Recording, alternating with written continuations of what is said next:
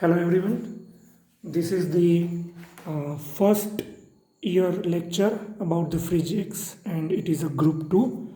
So there is a CSC, CE, EE and IT branch, computer, electrical, information technology and electronics also. These are the branches and here is the first our discussion lecture on the physics for group 2. Okay, all right. So last time આપણે NPTEL સિરીઝનું second lecture જે હતું એ discuss કર્યું હતું અને એ lecture 2 જે હતું એની અંદર આપણે એનર્જી બેન્ડ્સ ઇન સોલિડ એની વાત કરી હતી. એના પહેલાં આપણે 12th સાયન્સની અંદરથી પણ એનર્જી બેન્ડ્સની થિયરી શીખી ચૂક્યા છીએ. ઓકે, તો એના પહેલાં અહીંયા થોડા ક્વેશ્ચન્સ છે. આ જે ક્વેશ્ચન છે એ જીટીયુના આપણા પોર્શન જે મારો છે એ પોર્શનની અંદર પૂછાયેલા ક્વેશ્ચન્સ છે યુનિવર્સિટીમાં. એમાંથી આપણે જે ડિસ્કસ કર્યો છે અત્યાર સુધી પ્રશ્ન એ આ છે. Question number 9, write a short note on energy band diagram and formation of the energy band. Energy band diagram શું છે અને એનું ફોર્મેશન કેવી રીતે થાય છે, એ એનર્જી બેન્ડ ડાયાગ્રામ કેવી રીતે બને છે, બરાબર, એની વાત કરવાની છે. તો એ તમારે 12th સાયન્સનું જે આપણે તમને PDF આપી છે યલો કલરનું પેજ, ઇંગ્લિશ મીડિયમ બુક, એની અંદરથી તમારે આ ક્વેશ્ચનનો આન્સર જે છે લખવાનો રહેશે. આપણે એના ઉપર એસાઇનમેન્ટ પણ કરી ચૂક્યા છીએ. ઓકે, તો આપણે આ બધું ડિસ્કસ કરી ચૂક્યા છીએ. Simple cubic structure, body centred cubic structure, face centred cubic structure, બરાબર. અને આ બધાના વ્યવસ્થિત વિકિપીડિયા ઉપર અને ઇન્ટરનેટ ઉપર વ્યવસ્થિત 3D એનિમેશન અને 3D ડ્રોઈંગ્સ પણ આપણને જોવા મળે છે. આ બધું ઇન્ટર એટોમિક ડિસ્ટન્સ હતું. આ બધા એટમ્સ છે. ઓકે, આ જે છે સિમ્પલ ક્યુબિક્સ છે અને એમની અંદર આવી રીતે 1, 2 અને 4 જેટલા એટમ્સ હોય છે according to simple cubic, body centred cubic and face centred cubic. એના પછી આપણે આ પણ ડિસ્કસ કરી ચૂક્યા હતા કે એપ્રોક્સિમેટલી ઇલેક્ટ્રોન્સ કેટલા હોય, તો 10⁻22 પર ક્યુબિક સેન્ટીમીટર CC, બરાબર. એટલે આટલા ફ્રી ઇલેક્ટ્રોન્સ હોય છે. એકચ્યુઅલી આટલા ફ્રી એટમ્સ હોય છે, પણ દરેક એટમના દીઠ એક ફ્રી ઇલેક્ટ્રોન હોય એવું માનીને ચાલીએ તો જેટલા એટમ્સ છે એટલા જ ફ્રી ઇલેક્ટ્રોન્સ પણ બને. અને આ સિલિકોન, જર્મેનિયમ, ગેલિયમ અને આર્સેનિકની ઇલેક્ટ્રોન્સ કન્ફિગ્યુરેશન છે, ઇલેક્ટ્રોન રચના છે, બરાબર. તો એની અંદર સિલિકોન જર્મેનિયમમાં આઉટર મોસ્ટ સેલની અંદર 4 ઇલેક્ટ્રોન્સ છે, ગેલિયમમાં 31 એટલે કે 3 ઇલેક્ટ્રોન અને આર્સેનિકમાં 33 એટલે કે 5 ઇલેક્ટ્રોન્સ છે. એના પછી આપણે બહુ ઇમ્પોર્ટન્ટ વસ્તુ ડિસ્કશન કરી હતી અને એ હતી ક્વોન્ટમ મિકેનિક્સ અને શ્રોડિંજર ઇક્વેશન, બરાબર.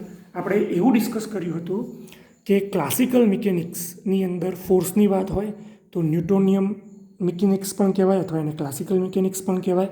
એના પછી બીજું મિકેનિક્સ આવે એને હેમિલ્ટોનિયન મિકેનિક્સ કહેવાય, જે આપણે તમે સ્ટડી કર્યું નથી હેમિલ્ટોનિયન મિકેનિક્સ. પણ હેમિલ્ટોનિયન મિકેનિક્સની અંદર ફોર્સ નહીં પણ એનર્જીની વાત કરવામાં આવે. Kinetic energy plus potential energy એટલે કે ટોટલ એનર્જી, બરાબર. અને કાઇનેટિક એનર્જીને p²/2m લખવામાં આવે અને પોટેન્શિયલ એનર્જીનો અહીંયા આપણે સિમ્બોલ V યુઝ કર્યો છે. Sometime some people will use capital U, ઘણી વખતે તમને સ્મોલ u પણ જોવા મળે. ઓકે, પણ તમારે યાદ રાખવાનું કે this V is not voltage. આ V જે છે એ શેનો છે? પોટેન્શિયલ એનર્જીનો. ઓકે, એના પછી આપણે આ જે હતો એ મોમેન્ટમ ઓપરેટર હતો, બરાબર. આપણે જોઈશું કે એનર્જી ઓપરેટર કેમ આ રીતે છે, જો કે આની જરૂર નહીં પડે ખાસ તમારે કે આ ઓપરેટર શું છે. મોમેન્ટમ ઓપરેટર એટલે મોમેન્ટમની આ પ્રક્રિયા કોઈ બીજા ક્વોન્ટિટી ઉપર થતી હોય.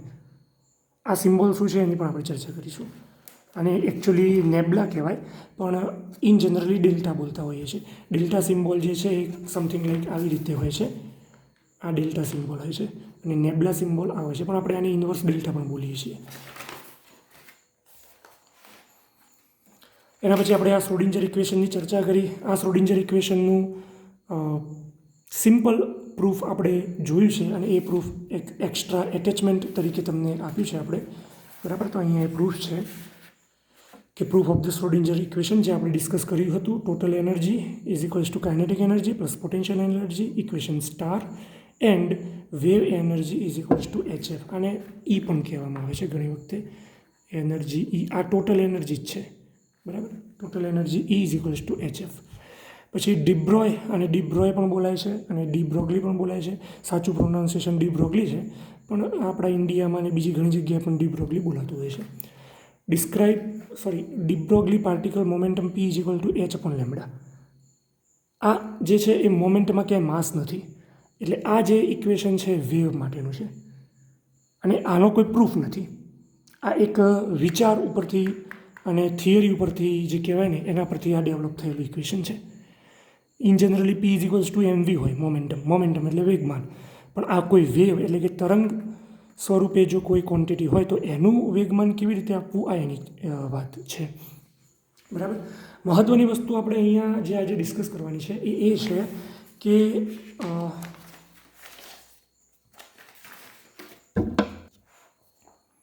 એ કંઈક એ રીતે છે કે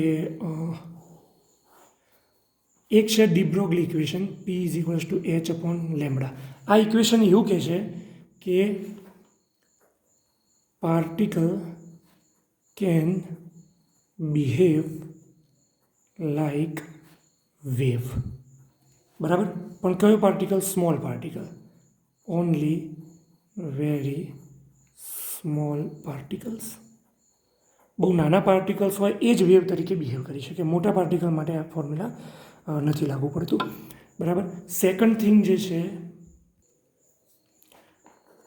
એ છે Heisenberg uncertainty principle. Heisenberg's uncertainty principle. આપણે તમારી ગુજરાતી મીડિયમમાં હાઇઝનબર્ગની અનિશ્ચિતતાનો નિયમ એવી રીતે હશે.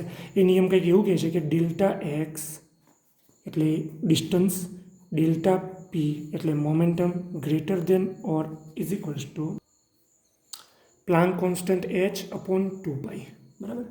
અથવા તો આઈ થિંક h/2π, પણ મહત્ત્વની વસ્તુ છે આ પ્લાન્ક કોન્સ્ટન્ટ. એટલે આ જો છે અનસર્ટેનિટી ઇન પોઝિશન છે, આ જે છે એ અનસર્ટેનિટી ઇન મોમેન્ટમ છે. ડેલ્ટા જે છે એ અહીંયા અનસર્ટેનિટી અથવા તો સ્મોલ ડિફરન્સ કહે છે. એટલે એનો મતલબ એવો થયો કે અમુક હદ સુધીની અનસર્ટેનિટી પોઝિશનમાં રાખવાની અને અમુક હદ સુધીની અનસર્ટેનિટી મોમેન્ટમમાં રાખવાની. તો એ આ વેલ્યુ જે છે એ વેલ્યુ કરતાં વધારે જ હોય, બરાબર.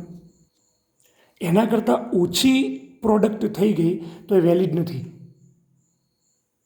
બરાબર. માની લો કે તમે સ્મોલ ડિસ્ટન્સ ઉપર જાઓ છો અને તમે સ્મોલ મોમેન્ટમ ઉપર પણ જાઓ છો, તો એ બંનેનો ગુણાકાર આ ક્વોન્ટિટી કરતાં ઓછો થઈ જાય તો ત્યાં એ વસ્તુ ખોટી પડે. એટલે જો સ્મોલ ડિસ્ટન્સ ઉપર જાઓ છો તો એ જગ્યા ઉપર આ ક્વોન્ટિટી જે છે એને વધારવી પડે. સમથિંગ લાઈક ધીસ, કે આ ઓછું કરવામાં આવે તો આ જે ક્વોન્ટિટી છે એ વધવી જોઈએ, અને જો આ ક્વોન્ટિટીને વધારવામાં આવે તો આ ક્વોન્ટિટી જે છે એ ઘટવી જોઈએ. માની લો કે 100 છે, બરાબર. તો એ જે છે એ 25×4 એ એવી રીતે છે. તો જો હું આ ક્વોન્ટિટીને વધારું 50, તો આ ક્વોન્ટિટીને ઘટવું જોઈએ તો જ 100 થાય ને. જો આ ક્વોન્ટિટીને વધારું તો આ ક્વોન્ટિટીને ઘટવું પડે તો જ 100 થાય ને. આ એવી વસ્તુ છે. એટલે ગુણાકાર સેમ રાખવા માટે એક ક્વોન્ટિટી ઘટાડો છો તો એક વધારવી પડે, અને એક વધારો છો તો એક ઘટાડવી પડે. એટલે આ શું છે? ડિસ્ટન્સની અનસર્ટેનિટી. તો તમે બહુ સ્મોલ સ્કેલ એટલે કે એટોમિક લેવલ ઉપર જાઓ છો તો આ મોમેન્ટમ જે છે એ ગડબડી થઈ જાય એની અંદર.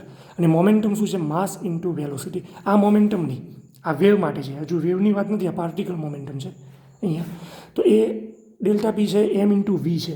માસ આપણે ફિક્સ રાખી દઈએ તો એનો મતલબ એ થયો કે જે વેલોસિટી v છે એમાં સૌથી વધારે અનિશ્ચિતતા છે. એટલે સ્મોલ સ્કેલ ઉપર જશો તો તમને એની વેલોસિટી જોવા નહીં મળે. વેલોસિટી બહુ કેઓસ બની જશે, જોવા નહીં મળે એટલે બહુ કેઓસ બની જશે, બહુ ફાસ્ટ હશે.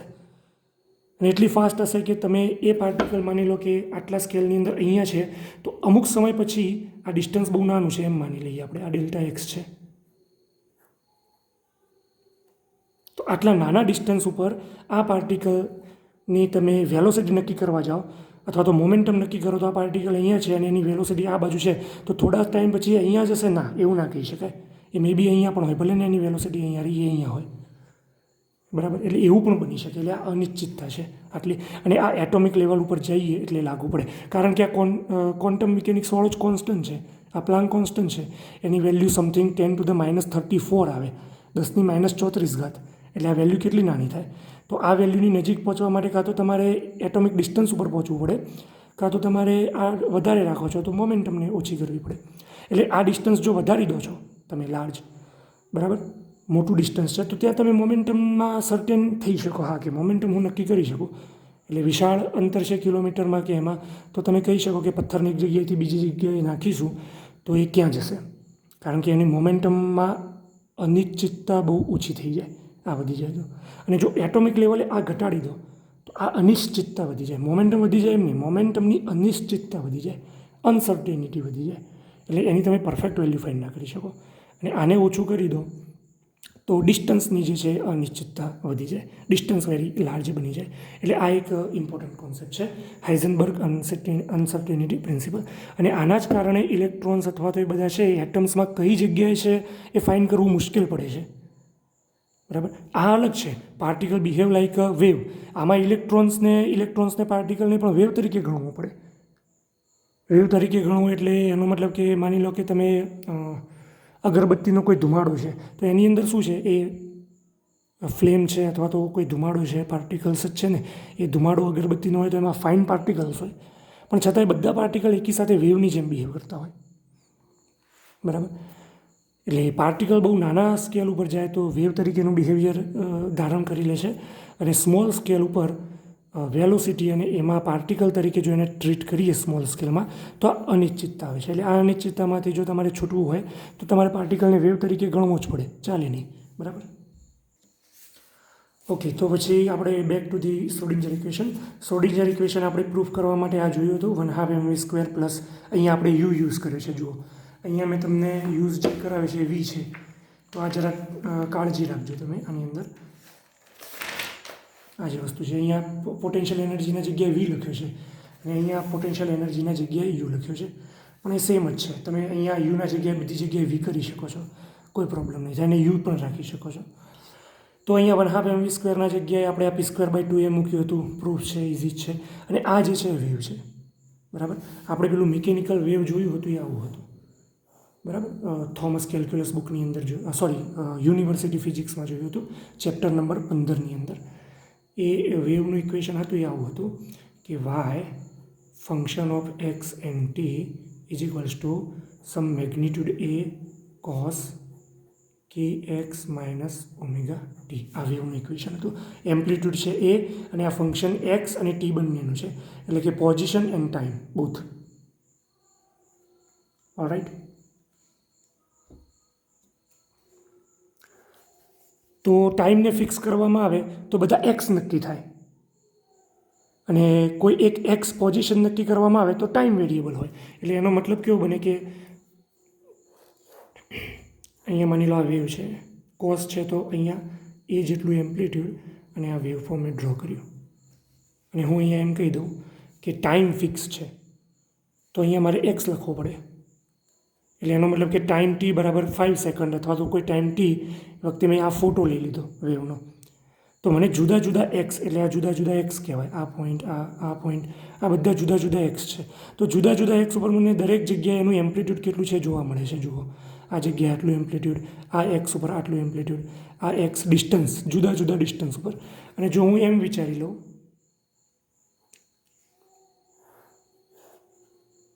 કે અહીંયા ટી છે અને અહીંયા વાય, તો એનો મતલબ શું થાય? પોઝિશન ફિક્સ, અને સમયમાં જે વેવ છે એ ચાલ્યા કરે છે, બરાબર. તો અહીંયા આ એ છે અને આ વેવ છે એક. તો પોઝિશન ફિક્સ કરવી છે તો કરી દઈએ. આ એક્સ પોઝિશન ફિક્સ, બરાબર. આ એક્સ ફિક્સ, અને અહીંયા ટી ફિક્સડ, અને અહીંયા આપણે એક્સને ફિક્સ કર્યો. તો એક્સ ફિક્સ છે, તો અહીંયા આ એક્સ ઉપર અહીંયા એક પાર્ટિકલ હશે. પછી આ વેવ ધીરે ધીરે આગળ વધે, એટલે એ કંઈક આવું બનશે. હું એને અહીંયા ડ્રો કરું છું કે અહીંયાથી સ્ટાર્ટ થઈ અને અહીંયા આ રીતે,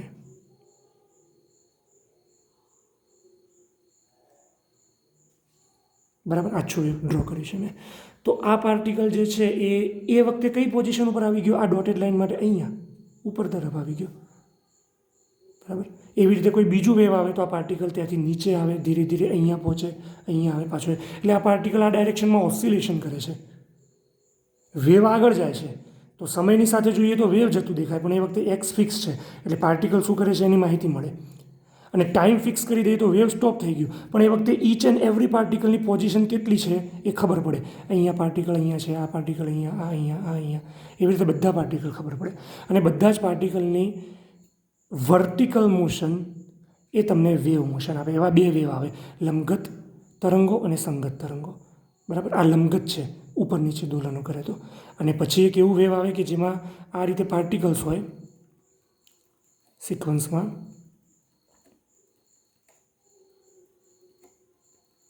તો આ ઈચ એન્ડ એવરી પાર્ટિકલની મોશન જે છે આ રીતે હોય. તો એના માટે કેવું થાય, સાઉન્ડનો વેવ કમ્પ્રેશન થાય, એક્સપાન્શન, કમ્પ્રેશન, એક્સપાન્શન. અને વેવ કઈ બાજુ ટ્રાવેલ કરે છે, આ ડાયરેક્શનમાં. અને પાર્ટિકલ કમ્પ્રેસ અને એક્સપાન્ડ કઈ બાજુ થાય છે, આ જ ડાયરેક્શનમાં. તો એવા સંગત તરંગો કહેવાય, સઘનન અને વિઘ્નન કહેવાય એને. અને આ છે લંબગત છે, તો એમાં પાર્ટિકલ કઈ બાજુ ટ્રાવેલ કરે છે, આ બાજુ, ઉપર નીચે. પણ તમને વેવ જતું કઈ બાજુ દેખાય છે, આ તરફ, રાઈટ સાઈડ. અને પાર્ટિકલ જે છે બધા આ રીતે ઓસિલેટ કરે છે, તો એને લંબગત તરંગો કહેવાય, બરાબર. તો એવા બે પ્રકારના વેવ મિકેનિકલ વેવ્સ છે, યાંત્રિક તરંગો, મિકેનિકલ વેવ્સ એટલે. અને આપણે આ યાંત્રિક તરંગોના ઇક્વેશન ઉપરથી આનું ઇક્વેશન જે છે એ ડિરાઈવ કર્યું, કારણ કે આપણે એ વસ્તુ ડિસ્કસ કરી ચૂક્યા હતા કે આ જે ઓઇલર આઇડેન્ટિટી કહેવાય આને, e to the i theta is equals to cos theta plus i sine theta. આ ભાગ છે રિયલ અને આ ભાગ છે ઇમેજનરી, બરાબર. અને આ ભાગ છે એને કહેવાય કોમ્પ્લેક્સ નંબર, કોમ્પ્લેક્સ નંબર. અને એની વેલ્યુ કેટલી હોય, √-1, આટલી વેલ્યુ હોય એની, કોમ્પ્લેક્સ નંબર કહેવાય એને. અને આને ઓઇલર આઇડેન્ટિટી કહેવાય, અથવા યુલર પણ તમે કહેતા હશો, જે પ્રોનાઉન્સિએશન કરો એ સાચું જ છે. ઓઇલર આઇડેન્ટિટી અથવા ઓઇલર ઇક્વેશન. આઇડેન્ટિટી ત્યારે કહેવાય કે જ્યારે આની અંદર થીટાના જગ્યાએ પાઈ મૂકવામાં આવે. એની વાત નીકળી જ છે તો આપણે એ પણ ડિસ્કસ કરી લઈએ કે ઈ ટુ ધી આઈ થીટાની જગ્યાએ પાઈ, તો અહીંયા cos pi plus i sign પાઈ. આ કોસ પાઈ એટલે -1 થાય, અને આઈ સાઇન પાઈ એટલે 0. એટલે e to the i pi is equals to -1. અને ઈ ટુ ધી આઈ પાઈ -1 ને આ બાજુ લાવો તો +1 ઇઝ ઇક્વલ ટુ 0. આ બહુ રિમાર્કેબલ ઇક્વેશન છે. કેમ? કારણ કે એક તો એક્સપોનેન્શિયલ નંબર, આ નંબર બહુ મહત્ત્વનો નંબર છે. બીજો છે પાઈ, આ પાઈ પણ બહુ મહત્ત્વનો નંબર છે. ત્રીજો છે આ કોમ્પ્લેક્સ નંબર જે અત્યારે આપણે લખ્યો કે -1, એ પણ બહુ મહત્ત્વનો છે. 1 એ ગુણાકારની આઇડેન્ટિટી છે, કોઈને ગુણાકાર સાથે 1 સાથે મલ્ટીપ્લાય કરવામાં આવે તો એની કિંમત એના રહે, અને 0 પણ એની આઇડેન્ટિટી છે, બરાબર. એટલે આ જિયોમેટ્રીમાંથી આવ્યું છે, આ એક્સપોનેન્શિયલ થિયરીથી બન્યું છે, આ પણ મેથેમેટિક્સમાંથી. આ મેથેમેટિક્સના નંબર ભેગા થઈને એક બહુ મસ્ત ઇક્વેશન બનાવે છે, અને ઓઇલર આઇડેન્ટિટી કહેવાય, ઓઇલર આઇડેન્ટિટી, બરાબર. મેથેમેટિક્સનો પ્રોબ્લેમ છે પણ આપણને આવી ખબર હોવી જોઈએ. તો એના પરથી આપણે આ ઇક્વેશનને જોઈએ જે આપણે ડિસ્કસ કરવાનું હતું, સાઈવાળું ઇક્વેશન. તો psi is equals to e to the kx - ωt. તો આપણે આ ઓઇલર ઇક્વેશન લગાવીએ તો અહીંયા શું લખી શકાય, કોસ આઈની સાથે જે છે ગુણાકારમાં છે એને થીટા કહેવાય, તો કોસ થીટા એટલે kx - ωt plus i sine theta એટલે kx - ωt, બરાબર. આ કહેવાય સાઈ. એમાંથી આ ભાગને આપણે ના ગણીએ, આ ઇમેજનરી પાર્ટ છે, અને જો આટલા જ ભાગને આપણે ગણીએ તો આ ઇક્વેશન આના જેવું જ છે, મિકેનિકલ વેવ જેવું, એ કોસ ωt. અને જો એમ હું પૂછી લઉં તમને કે એ સાઈનું ઇક્વેશન શું થાય, તો અહીંયા પણ તમારે એ લગાવવું પડે, એ કોસ kx - ωt. તો એ આના જેવું ઇક્વેશન બને પાછું. અહીંયા કોઈ કે મેગ્નિટ્યુડ એ મૂકી દેવામાં આવે તો આના જેવું બને ઇક્વેશન, બરાબર. એટલે આ વેવ્સ જ છે, પણ આને આ રીતે રિપ્રેઝન્ટ કરવામાં આવે છે ક્વોન્ટમ મિકેનિક્સમાં, બરાબર. પછી આ તો બધું સિમ્પલ જ છે. આનું પહેલું વિકલન કર્યું એટલે આ મળ્યું, પછી બીજી વાર વિકલન કર્યું તો આ મળ્યું. કે એ વેવ નંબર છે, આપણે આની ડિસ્કશન કરીશું. આ ડી બ્રોગલીની તરંગ લંબાઈનું ઇક્વેશન છે, બરાબર. એ બધાને આની અંદર મૂકવાથી આપણને h×k મળ્યું, બરાબર છે. એના પછી આપણે ફર્ધર એની અંદર સિમ્પ્લિફિકેશન આપ્યું તો આ મળ્યું હતું.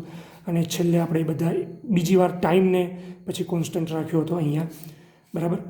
તો આ ટાઈમ ઇન્ડિપેન્ડન્ટ ઇક્વેશન મળ્યું અને પછી ટાઈમ ડિપેન્ડન્ટ ઇક્વેશન પણ મેળવ્યું. એમાં આપણે ટાઈમ વિશે ડેરિવેટિવ કર્યું હતું, બરાબર. એકવાર બે વાર ઇક્વેશન કરીને પાછું આમાં મૂક્યું તો આપણને આ ઇક્વેશન મળ્યું હતું. Time dependent end time independent એટલે સમય સાથે બદલાતું ના હોય ને સમય સાથે બદલાતું હોય. તો સમય સાથે શું બદલાતું હોય ને શું ના બદલાતું હોય? તો સમય સાથે બદલાતું હોય ને ના બદલાતું હોય તો આ મિકેનિકલ વેવ છે. અહીંયા સાય છે તો આ, અને સાયને કહેવાય સંભાવના સમીકરણ, સંભાવના વિધેય, બરાબર. એટલે હું એને લખું છું અહીંયા પ્રોબેબિલિટી વેવ ફંક્શન. અને આ જે હતું વાય ઓફ એક્સ ટી એને વેવ ફંક્શન કહેવાય, ખાલી ઓનલી વેવ ફંક્શન. અને આ પ્રોબેબિલિટી બતાવે છે.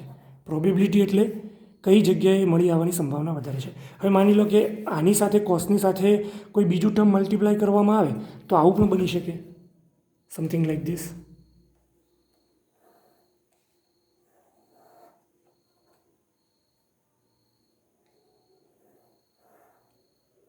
જે કોસ છે એનું મેગ્નિટ્યુડ ઓછું થતું જાય છે. એક્સપોનેન્શિયલ કોસની સાથે મલ્ટીપ્લાય કરીએ તો એનું મેગ્નિટ્યુડ ઓછું પણ થતું જાય એક્સપોનેન્શિયલી, અને એક્સપોનેન્શિયલ કહેવાય. એક્સપોનેન્શિયલી મેગ્નિટ્યુડ ઘટે. તો આ શું છે? Psi as a function of time and x, એટલે બંને હોઈ શકે. અહીંયા એક્સ પણ હોઈ શકે અને ટાઈમ પણ હોઈ શકે. અને અહીંયા સાય ઓફ એક્સ ટી. તો આ શું રિપ્રેઝન્ટ કરે છે આપણને? પ્રોબેબિલિટી. એટલે એનો મતલબ એ થયો કે આ ટાઈમ ઉપર અથવા તો આ પોઝિશન ઉપર પાર્ટિકલ મળવાની સંભાવના બહુ વધારે છે. આ જગ્યાએ બિલકુલ પાર્ટિકલ મળવાની સંભાવના નથી. આ સંભાવનાનો ગ્રાફ છે. આ રિયલ વેવ હતું. મિકેનિકલ વેવ રિયલમાં દેખાય, સંભાવનાનું વેવ દેખાય નહીં. એના ઉપરથી તો આપણને માહિતી મળે કે આ ડિસ્ટન્સ ઉપર સંભાવના વધારે છે ઇલેક્ટ્રોન્સ હોવાની, અહીંયા સંભાવના ઓછી છે આટલા એરિયામાં, આટલામાંથી આટલામાં બહુ વધારે છે. પાછી અહીંયા વધારે છે પણ એટલી બધી નહીં, આના જેટલી નહીં. અહીંયા પાછી 0, અહીંયા વધારે છે પણ પહેલાં કરતાં થોડી ઓછી. એવું આ બાજુ પણ, આ બાજુ પણ. એટલે આપણે આવું સંભાવના સમીકરણ કહેવાય. અને જો હું આને એક જ જગ્યા ઉપર આ રીતે રાખું ને તો ટાઈમ ફિક્સ કર્યો કહેવાય. એટલે અહીંયાથી ટાઈમ કાઢી દેવો પડે. તો તમારે અહીંયા પોઝિશન થાય, આ પોઝિશન ઉપર ઇલેક્ટ્રોન વધારે મળશે, પછી ઇલેક્ટ્રોન્સ ઓછા થશે, પછી એક એવી જગ્યા આવશે જ્યાં ઇલેક્ટ્રોન નહીં મળે, પછી થોડા મળશે, પછી નહીં મળે. તો હું એને આ રીતે ડ્રો કરી શકું કે રેડિયલી છે આ બધું, તો અહીંયા ઇલેક્ટ્રોન મળવાની સંભાવના બહુ વધારે છે. પછી ધીરે ધીરે સંભાવના ઓછી થઈ ગઈ, ઇલેક્ટ્રોન અહીંયા નહીં હોય. પછી એક ખાલી ગેપ આવે, પછી પાછા આગળ જાઓ એટલે અહીંયા ઇલેક્ટ્રોન મળવાની સંભાવના છે, ઓછી છે પણ ધીરે ધીરે વધે છે. તો ત્યાંથી હવે મારે ઘાટો ડ્રોઈંગ કરવું પડે. પછી એ ડ્રોઈંગ થોડું ઓછું આછું થઈ જાય, બરાબર. પછી ખાલી ગેપ પડે, પછી એનાથી ઓછી સંભાવનાવાળું પાછું બીજું વેવ શરૂ થાય, બરાબર. એટલે અહીંયા આ બધા ઇલેક્ટ્રોન્સનો જમાવડો છે. અહીંયા કોઈ ઇલેક્ટ્રોન્સ નથી ઘૂમતા, અહીંયા ઇલેક્ટ્રોન્સ ઘૂમે છે, અહીંયા નથી, અહીંયા એનાથી થોડા વધારે છે. ઘાટી લાઈન છે ત્યાં સૌથી વધારે છે, આછી લાઈનમાં ઓછા છે. ઘાટી લાઈનમાં સૌથી વધારે છે, આછી લાઈનમાં ઓછા છે. એકદમ બ્લેન્ક છે ત્યાં બિલકુલ પણ ઇલેક્ટ્રોન નથી, બરાબર. અહીંયા આ ઘાટી લાઈન છે ત્યાં સૌથી વધારે ઇલેક્ટ્રોન્સ છે, અહીંયા ઓછા ઇલેક્ટ્રોન્સ છે, અહીંયા તો બિલકુલ પણ નથી. અહીંયા ઇલેક્ટ્રોન્સ વધારે છે પણ આના જેટલા નથી. એનાથી આ બાજુ જાઓ તો લાઈનો ઓછી થતી જાય છે, તો ત્યાં બિલકુલ ઓછી સંભાવના છે. અહીંયા તો સંભાવના જ 0 છે. અહીંયા તો તમને ઇલેક્ટ્રોન્સ કોઈ દિવસ મળશે જ નહીં. અહીંયા થોડા મળે છે. આના પરથી નક્કી થાય, બરાબર. અને જો ટાઈમ સાથે અહીંયા વેરિયેબલ કરી દઈએ તો આ વેવ જે છે એ સમથિંગ લાઈક ડાન્સ કરતું હોય એવું વિચારી લો, બદલાતું રહે. થોડા સમય પછી આ આવું બની જાય.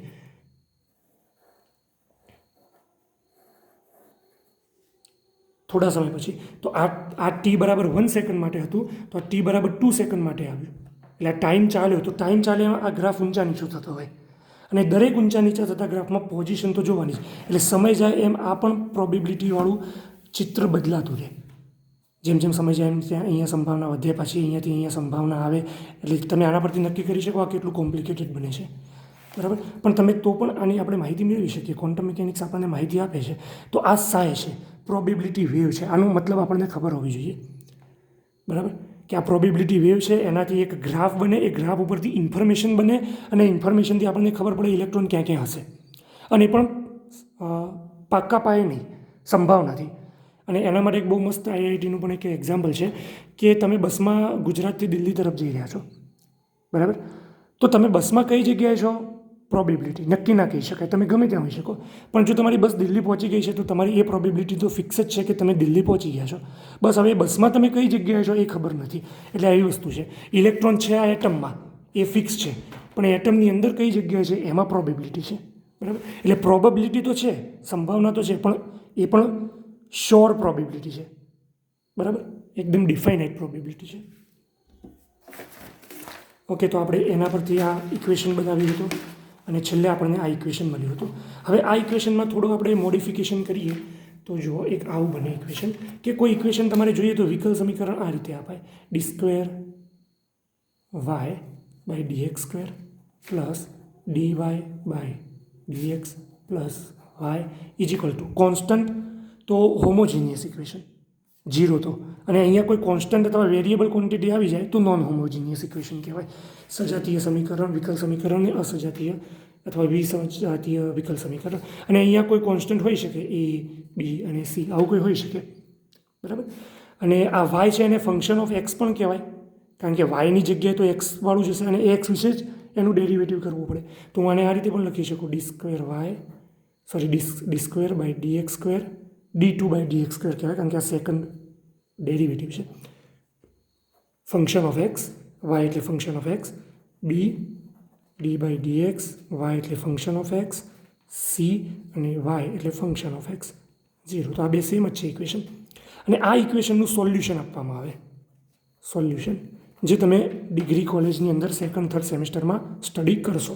અને એનું સોલ્યુશન લાવવામાં આવે તો કેવું બને?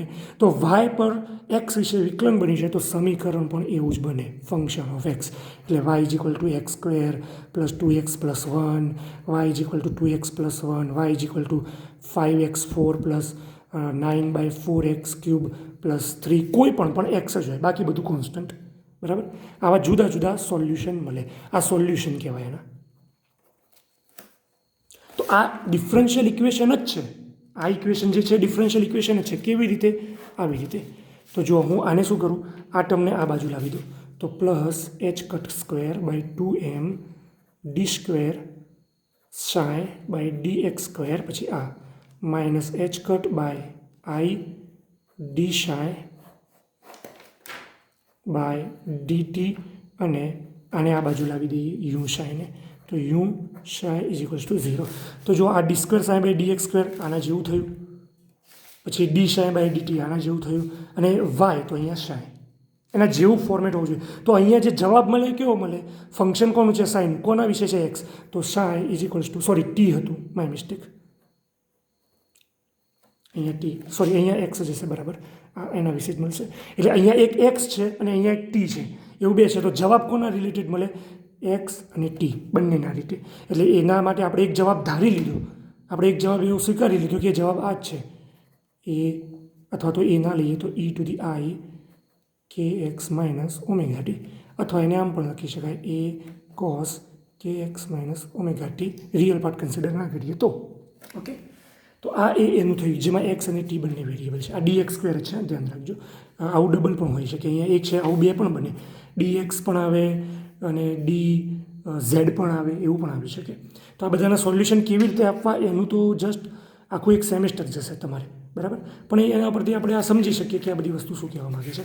એટલે આ સંભાવના તરંગ સમીકરણ છે, પ્રોબેબિલિટી વેવ્સ, અને ક્વોન્ટમ મિકેનિક્સમાં આ શ્રોડિંજર ઇક્વેશન જે છે એ શ્રોડિંજર ઇક્વેશન એનું સોલ્યુશન આપે, અને એ સોલ્યુશન ઉપરથી આપણને કયા ટાઈમ પર કઈ પોઝિશન પર ગ્રાફ ડ્રો કરી શકીએ, અને ગ્રાફ ડ્રો કરીએ તો આટલા ટાઈમે આ પોઝિશન ઉપર ઇલેક્ટ્રોન મળવાની આટલી સંભાવના છે નક્કી કરી શકીએ. અને આ શ્રોડિંજર ઇક્વેશન છે ને એવું કહેવાય છે કે શ્રોડિંજર સાયન્ટિસ્ટના દિમાગમાં આવ્યું હતું. એણે વિચાર્યું કે હું ક્લાસિકલ મિકેનિક્સને પ્રોબેબિલિટી સાથે કન્સલ્ટ કરું. એટલે this is a very brilliant idea, Schrodinger equation, બરાબર. હવે નેક્સ્ટ જે વસ્તુ છે આપણે જે આગળ વાત કરીએ ચેપ્ટરની અંદર, તો એ કંઈક આ રીતે છે. અહીંયા આપણું શ્રોડિંજર ઇક્વેશનનો કોન્સેપ્ટ પૂરું થાય છે. જો ક્રોનિક પેની મોડેલ આપણે પાછળ ડિસ્કસ કરીશું, એમાં આવશે શ્રોડિંજર ઇક્વેશન. તો આ બધા આટલા બધા સિમ્બોલ આવતા હોય તો એટલીસ્ટ આપણને ખબર તો હોવી જોઈએ ને કે આ બધું શું છે, બરાબર. એટલા માટે આપણે એને એ રીતે યુઝ કરીએ છીએ. આમાં એક બીજી વસ્તુ એ પણ છે કે આ ઇન્વર્સ ડેલ જે છે એ સેકન્ડ ડેરિવેટિવ જ છે, બરાબર. એક્સ વિશે તમે આ ધ્યાનમાં રાખજો, આ ડેરિવેટિવ માટેનો સિમ્બોલ છે, બરાબર. અને એ ઇલેક્ટ્રોમેગ્નેટિક વેવ છે મેક્સવેલના, એમાં સૌથી વધારે ઉપયોગમાં આવે છે. એટલે તમને આ કદાચ વિદ્યુત ચુંબકીય તરંગો વિદ્યુત ચુંબકીય તરંગોવાળા ચેપ્ટરમાં તમને આ જોવા મળ્યું હોય 12th સાયન્સમાં, અધરવાઇઝ આને જોવા મળ્યું હોય. એટલે આના જગ્યાએ આટલું સમજી શકાય, વિકલન બીજા સેકન્ડ ઓર્ડરનું વિકલન.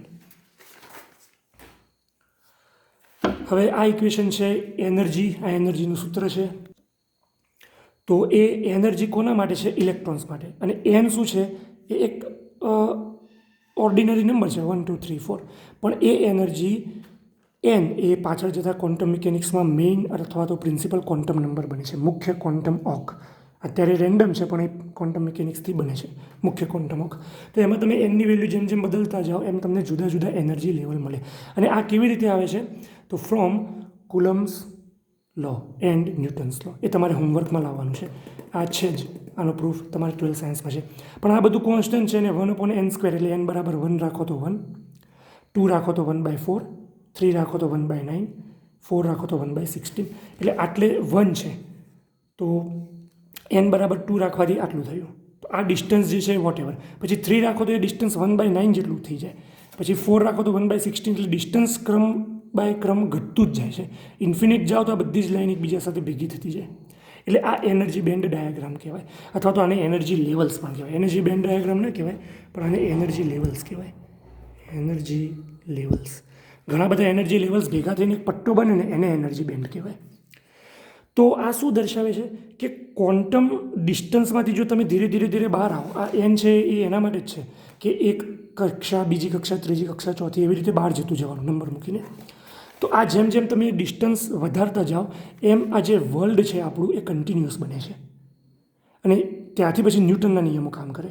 અને જેમ જેમ બહારના વર્લ્ડથી તમે સ્મોલ સ્કેલમાં ઉતરવાનું ચાલુ કરો એમ એમ ક્વોન્ટમ વર્લ્ડની એન્ટ્રી થતી જાય. એટલે જે વર્લ્ડ છે એ ડિસ્ક્રીટ બનતું જાય, આવી રીતે ટુકડાઓમાં વિભાજિત થતું જાય. એટલે આ પાતળી કોઈ ભેદરેખા નથી ક્વોન્ટમ વર્લ્ડ અને ક્લાસિકલ વર્લ્ડ. પણ જેમ જેમ તમે એમાંથી આ તરફ ઉતરતા જાઓ એમ આ નંબર્સ પ્રમાણે તમારે ચાલવું જોઈએ કે કેટલું એ ડિસ્ક્રીટમાં છે કે કેટલું એ કન્ટિન્યુઅસમાં છે. બરાબર. તો આ છેલ્લી હાઇડ્રોજન એટમ માટેની 1 નંબરની કક્ષાની એનર્જી છે -13.6 ઇલેક્ટ્રોન વોલ્ટ. ઇલેક્ટ્રોન વોલ્ટ એ એનર્જીનો યુનિટ છે. 1 વોલ્ટ અંડરમાં ઇલેક્ટ્રોન્સને ગેઇન કરેલી કાઇનેટિક એનર્જી. એના પછી એવું ડિસ્કસ કરેલું છે કે when 2 atoms comes closer things starts to change. આપણે આ ડિસ્કસ કરેલું જ છે અને આ ફરીથી આ લેક્ચરમાં પણ ડિસ્કસ થયું NPTELમાં. આ એક એટમ છે, આ બીજો એટમ છે, આ એટમનું ન્યુક્લિયસ છે, આ એટમનું ન્યુક્લિયસ છે. એમાં ઘણા બધા ઇલેક્ટ્રોન ફરે છે આજુબાજુમાં, પણ આપણે આ એક જ ઇલેક્ટ્રોનની કક્ષા બતાવી અને એ છે બહારની કક્ષા. આમાં પણ ઘણા બધા ઇલેક્ટ્રોન્સ છે આની આજુબાજુમાં, પણ આપણે એક જ કક્ષા બતાવી બહારની ઓર્બિટ. બરાબર. અને આ એમનું ડિસ્ટન્સ છે અથવા તો એમનું સેપરેશન છે. અને 2 એટમ્સને નજીક લાવવામાં આવે, એટલે આ પૂરા 2 એટમ્સને નજીક લાવવામાં આવે તો out shell start splitting of both atom. એટલે આ જે છે એની 2 શેલ બને, આની પણ 2 બને. એવી રીતે સ્પ્લિટ થવાનું સ્ટાર્ટ કરે. અને સ્પ્લિટિંગનો કોન્સેપ્ટ આપણે અહીંયા આઈ થિંક જોયો હતો. આની અંદર નથી પણ મેં તમને અહીંયા કંઈક આ રીતે બતાવ્યું હતું કે આવી રીતે સ્પ્લિટ થાય છે જ્યારે 2 એટમ એકબીજાની નજીક આવે છે ત્યારે. એટલે આ શું છે? પહેલાં એ બહુ મહત્ત્વની વસ્તુ છે. આ શું છે? Allowed energy level. Allowed energy લેવલનો મતલબ શું થાય? અહીંયા મેં લખેલું હશે, આ રહ્યું allowed energy levels. Allowed energy levels એટલે તમે આટલા જ એનર્જીના લેવલ્સ આપી શકો. તો અહીંયા તો ફિક્સ 1 છે, અહીંયા પણ ફિક્સ 1 છે, પણ જ્યારે એકબીજાની નજીક આવે એટલે 2 લેવલ બને. એટલે એનો મતલબ તમે ઇલેક્ટ્રોન્સને 2 એનર્જીના લેવલ આપી શકો છો. ઇલેક્ટ્રોન્સ 2 એનર્જી લેવલમાં રહી શકે. અને આ બધું છે એ જ છે. આ જે મેં ડાયાગ્રામ ડ્રો કર્યો છે એનો જ છે. અહીંયાથી આ જે ભાગ છે ટુકડો, થોડો એક નાનો ટુકડો ઉઠાવીને અહીંયા ડ્રો કરે છે. આગળ જતા જાઓ ને તો આમ બેન્ડ થતું જાય એકદમ વિશાળ પાયે. બરાબર. પછી આ શું છે કે 2 એટમ એકબીજાની નજીક આવી ગયા તો શું થાય? તો અહીંયા આવી રીતે આ 2 મર્જ થઈ જાય તો નવી એટમ સ્પ્લિટ થઈને એટમ નહીં પણ નવી એનર્જી બેન્ડ્સ અથવા નવા એનર્જી લેવલ્સ ક્રિએટ થાય. અને bunch of energy levels create થઈ જાય તો પછી એને એનર્જી બેન્ડ કહેવાય. What happen if 3rd atom is there? તો 3 ગણા બને. What happen if nth atom is there? તો n ગણા એનર્જી લેવલ બને આમાં. અને એ જ વસ્તુ આપણે અહીંયા દર્શાવી છે કે એક સિંગલ એટમ હોય તો એમાં દૂર જઈએ એમ આવી રીતે હોય, પણ 2 એટમ હોય તો એક સિંગલ એટમ હતો એના જગ્યાએ 2 એટમ આવ્યા તો એક એનર્જી બેન્ડની 2 બેન્ડ બની. ઉપર પણ 2 બની, અહીંયા પણ 2 બની, દરેકની આવું થાય. આ નીચેની જે છે ચેન્જ ના થાય, ઉપરની જ થાય. આ ઓછી ઇફેક્ટેડ થાય, છતાં અહીંયા ડ્રો કરી છે પણ થાય સૌથી વેલેન્સ જે છે એ જ. તો અહીંયા છે સ્પ્લિટિંગ ઓફ એનર્જી લેવલ્સ.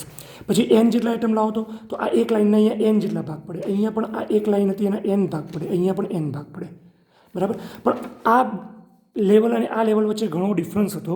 તો જેમ જેમ તમે આગળ જાઓ એમ અહીંયા પણ ઘણા બધા લેવલ બને ને અહીંયા પણ ઘણા બધા લેવલ બને, પણ અહીંયા તો ગેપ રહે છે. તો આ જે છે એ એનર્જી બેન્ડ ખાલી બેન્ડ છે, આ એનર્જી બેન્ડ છે એમાં એનર્જીના લેવલ્સ છે, આ એનર્જી બેન્ડ છે એમાં પણ એનર્જીના લેવલ્સ છે. Allowed energy levels become bands, આ એનો મેઇન કોન્સેપ્ટ છે કે અલાઉડ એનર્જી લેવલ્સ, આ જે અલાઉ કર્યા હતા એનર્જી લેવલ્સ આપણે આટલા, એ હવે બેન્ડનું સ્વરૂપ ધારણ કરી લીધું છે. એટલે આ અલાઉડ એનર્જી લેવલ્સ બહુ જ બધા બની ગયા છે, નિયરલી કન્ટિન્યુઅસ. પણ એટલું યાદ રાખજો, આ બ્લુ લાઇન છે એમાં જ ઇલેક્ટ્રોન રહી શકે, આ બ્લુ લાઇનમાં રહી શકે, વચ્ચેની જે વ્હાઇટ સ્પેસ છે એમાંની, આ વ્હાઇટ સ્પેસમાં તો રહી જ ના શકે. અહીંયા હા રહી શકે, પણ કઈ આ બ્લુ બ્લુ બ્લુ જે લાઇન છે ત્યાં છે. તો આ એને કહેવાય એનર્જી લેવલ્સ, અને એનર્જી લેવલ્સનો બંચ છે એને કહેવાય એનર્જી બેન્ડ્સ. ઓકે, એના પછી આપણે આ ડાયાગ્રામ જોયો હતો અલાઉડ એનર્જી લેવલ્સ, અને અહીંયા શું હતું? Separation between atoms. તો આ સેપરેશન બિટવીન જે એટમ્સ હતું એ 10 એંગસ્ટ્રોમ, અહીંયા જો આ એરો કર્યું છે, આનો મતલબ કે આ દૂરથી ઇન્ફાઇનાઇટથી 2 એટમને એકદમ નજીક લાવવામાં આવ્યા અને એકદમ 10 એંગસ્ટ્રોમમાં લાવવામાં આવ્યા પછી જે છે એ કેઓસ વસ્તુઓ બનવાની ચાલુ થઈ. એટલે દૂર હોય એટમ તો દરેક એટમની વેલેન્સ બેન્ડ જે છે એ આવી હોય સિંગલ, પણ જો એ એટમ એકબીજાની સાથે નજીક આવવા લાગે તો એક બેન્ડ સ્પ્લિટ થઈને જુદી બને, 2 બને. પણ n જેટલા એટમ લાવવામાં આવે તો આમાં n જેટલી લાઇન્સ બને આની અંદર. એટલે આમાં ઘણી બધી લાઇન્સ હોય. તમારી એક બુક હું આપીશ ને એમાં તમને આવો ડાયાગ્રામ જોવા મળશે. આમાં ઘણી બધી એનર્જી બેન્ડ્સ હોય આવી રીતે, એકની બનીને જે એ રીતે. આમાં પણ ઘણી બધી હોય, સમથિંગ લાઈક ધીસ. આમાં પણ ઘણી બધી હોય. તો ઘણી બધી બેન્ડ્સ આગળ જતાં જતાં છૂટી પડે, પછી અહીંયા ને અહીંયા મર્જ થાય, અને મર્જ થાય એટલે અમુક બેન્ડ્સ ઉપર તરફ જાય, અમુક નીચે તરફ જાય. નીચે તરફ એક બાજુ જમાવડો થાય, ઉપર તરફ એક બાજુ જમા થવાની સ્ટાર્ટ થાય, અને વચ્ચે એક એવી જગ્યા બને જ્યાં ખાલી બને. એ ખાલી બને એને વેલેન્સ બેન્ડ કહેવાય. તો જુઓ અહીંયા આપેલું જ છે કે આ ભાગ જે છે એ અને આ ભાગ જે છે એ જુઓ. પછી અહીંયાથી આટલો ભાગ જુઓ, તો અહીંયા શું લખ્યું છે? કન્ડક્શન બેન્ડ, આટલો ભાગ. પછી આ જે ખાલી રહી ગયો એ ભાગ છે એનર્જી ગેપ, અને આ ભાગ જે છે એ વેલેન્સ બેન્ડ છે અહીંયા. તો તમે આ પિક્ચર નથી જોયું, તમે આ પિક્ચર જોયું છે, અને હવે આ સાચું પિક્ચર છે કે આ બધું એટમ્સ લાવવાથી આવું બને છે. આપણે આટલી વાત કરીએ છીએ, જો એટમ લિક્વિડમાંથી સોલિડમાં આવી જાય અને વધારે ભેગા થઈ જાય તો આટલાના જગ્યાએ તમારે આ જગ્યા ઉપર આવવું પડે. આ નવી જગ્યા આવી, તો આ નવી જગ્યાની કન્ડક્શન બેન્ડ જો મોટી છે એટમ્સ માટે, આ કન્ડક્શન બેન્ડ નાની છે. અહીંયા આ નવી જગ્યાની વેલેન્સ બેન્ડ મોટી છે, આ નાની છે. આ એનર્જી ગેપ પણ અલગ છે, આનો અલગ છે. એટલે એટમ્સ કેટલા નજીક છે કેટલા દૂર છે એના આધારે આ બેન્ડની લેન્થ નક્કી થાય, અને એના આધારે એના અંદર કેટલી એનર્જી લેવલ્સ હશે એ પણ નક્કી થાય. Okay, alright. એના પછી ક્રોનિક પેની મોડલની આપણે વાત કરવાની છે, બરાબર. આ વસ્તુ આપણે નેક્સ્ટ લેક્ચરમાં રાખીશું. આટલું તમારા માટે ઇનફ છે, બરાબર. આપણે નેક્સ્ટ ગૂગલ મીટિંગમાં હવે વધારે ડિસ્કસ કરીશું. Thank you.